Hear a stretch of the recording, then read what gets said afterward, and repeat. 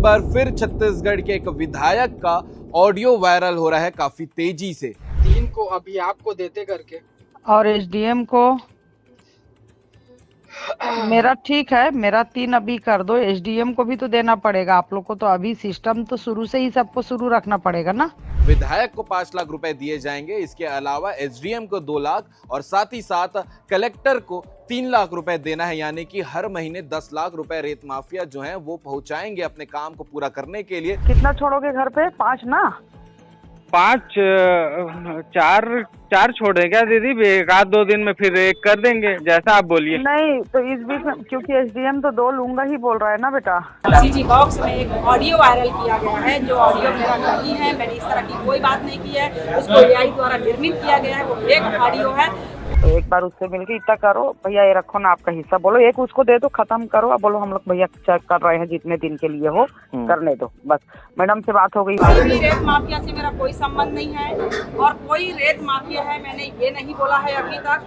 लेकिन नमस्कार, जय हिंद, जय भारत, जय छत्तीसगढ़। एक बार फिर छत्तीसगढ़ के एक विधायक का ऑडियो वायरल हो रहा है काफी तेजी से। लगातार आप छत्तीसगढ़ में किसी ना किसी विधायक के ट्रेंडिंग और वायरल चीजों को देखते होंगे, लेकिन इस बार विषय कुछ अलग ही है, क्योंकि इस बार ऑडियो जो वायरल हो रही है वो रेत माफिया से एक विधायक बात करती हुई नजर आ रही है और साथ ही साथ पैसे के लेन देन को लेकर काफी चर्चा हुई है।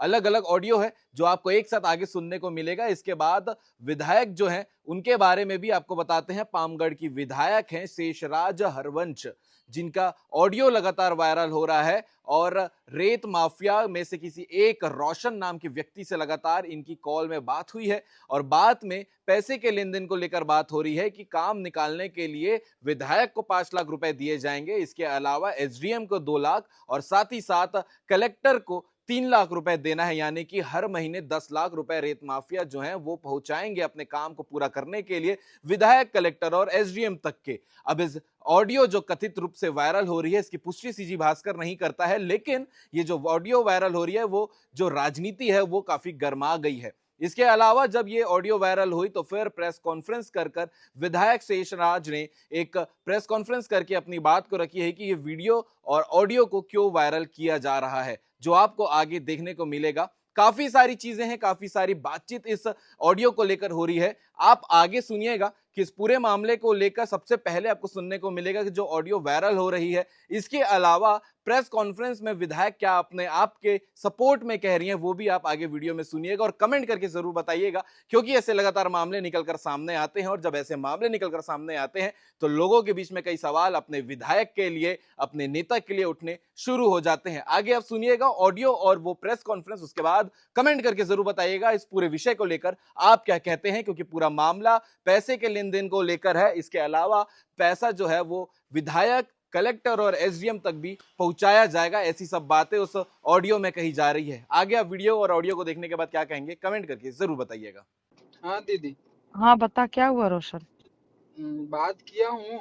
हाँ तो दीदी वो लोग ये बोल रहे थे कि हाँ 3 लाख को ना अभी दे देते हैं 28 या 29 को, फिर ना हाँ इस महीने बोल रहे हैं कि 8 लाख करा देते हैं करके दीदी, फिर अगले महीने से ना ठीक है 10 हाँ। करा देंगे, ऐसे करके बोल रहे दीदी। थोड़ा सा किसके देखिए 3 ना। को दोगे? तो उस 3 को किसको किसको दोगे?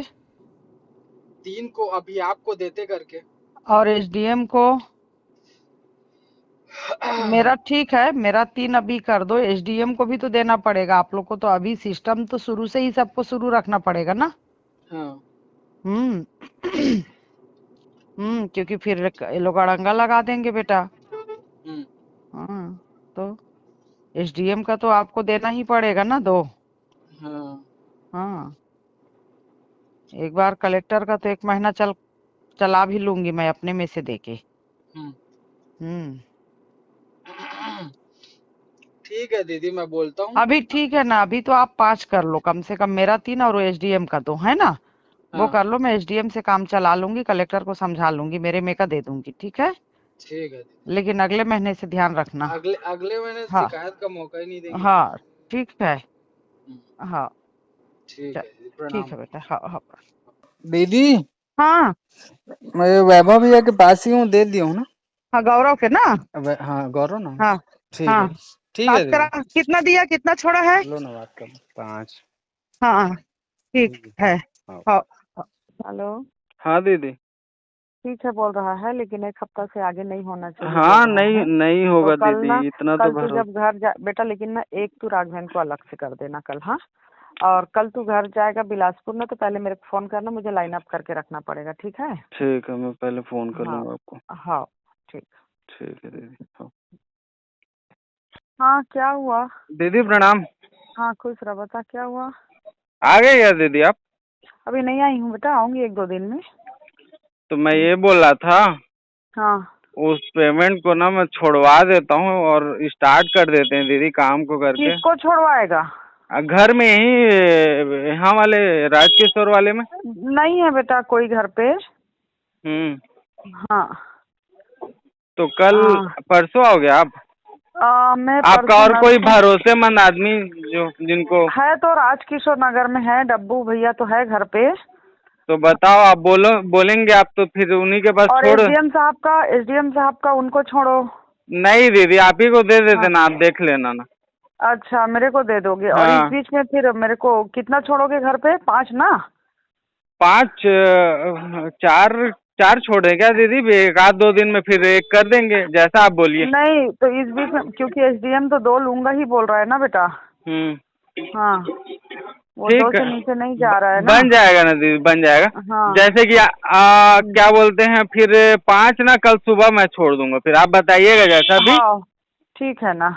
आप कब आना हाँ। होगा आपका? कल परसों? मैं परसों वरसों तक आऊंगी। कल जब जाओगे ना तो एक रिंग मुझे करना, फिर मैं डब्बू भैया को फोन कर दिए रहूंगी पहले, है ना। ठीक है दीदी, घर पे रहेगा। हाँ, मैं फोन ठीक। करूंगा आपको। हाँ ठीक। हाँ प्रणाम दीदी। उतारे हो क्या रे रोशन? प्रणाम दीदी। कुछ तो गाड़ी उतारे हो? गाड़ी उतारे नहीं, गाड़ी को इधर मतलब रखवा दिए, वहाँ से छूटा ना थाने से, तो गाड़ी को रखवा दिए साइड में। मेरे पास वही खबर आई है कि कल से गाड़ी उतर गई है। हाँ गाड़ी को रखवा दिए दीदी, चालू जब तक आपसे ओके नहीं होगा ना, वहाँ नहीं चालू होगा। जब आप आ जाओगे, कब आओगे? 29 को? मैं तो आ रही हूँ, तुम लोग राघवेन से बात कर लो, उसका हिस्सा बांध लो बस, बताना मत मैडम से बात हो गई है करके। अरे तो आप तो बोले ना दीदी एक। हाँ तो वही तो उसको बता तो दो कि भैया आपका एक हम लोग चालू कर रहे हैं, जितने दिन हो आप मत रोको, आपको आपका हिस्सा दे देंगे करके। ठीक है, फिर आप बात कर लेना उनसे एक बार, और हम लोग तो जाके बोल दूंगा मैं दोपहर में। ठीक है ना, मैं बात कर लूंगी, क्योंकि मेरे को अभी फोन किया था ना कि गाड़ी फिर आ गई है, और वो नहीं गाड़ी गाड़ी रखा ही बस है। तो एक बार उससे मिलके इतना करो, भैया ये रखो ना आपका हिस्सा, बोलो एक उसको दे दो, खत्म करो, अब बोलो हम लोग भैया चेक कर रहे हैं, जितने दिन के लिए हो करने दो बस। मैडम से बात हो गई है मत बोलना। हाँ ठीक हाँ है। हाँ ठीक। फिर वो आपको लगाएंगे तो आप देख लेना। मेरे को लगाएंगे तो मैं कुछ नहीं बोलूंगी, मैं चुप रहूंगी, ठीक है। करने दो बोलूंगी, करने दो बोलूंगी, ठीक है। ठीक है दीदी। हाँ हाँ। हेलो। हाँ रोशन, 1 मिनट बेटा। जी जी। कलेक्टर साहब 2 मांग रहे हैं। हाँ कलेक्टर साहब 2 मांग रहे हैं। ठीक है, 2 मांग रहे हैं। तो तुम लोग 10 पहले से रेडी रखना, समझ गए? अभी नहीं जानती, अभी अभी नहीं, तो अभी जब आगे में दोगे ना। हाँ। नहीं वो हर महीने 2 मांग रहे हैं, तो तुम लोग ऐसा व्यवस्था करके चलना। ठीक है दीदी, अभी ना मैनेजमेंट मैं जा रहा हूँ, वहीं मैनेजमेंट बैठा के ना।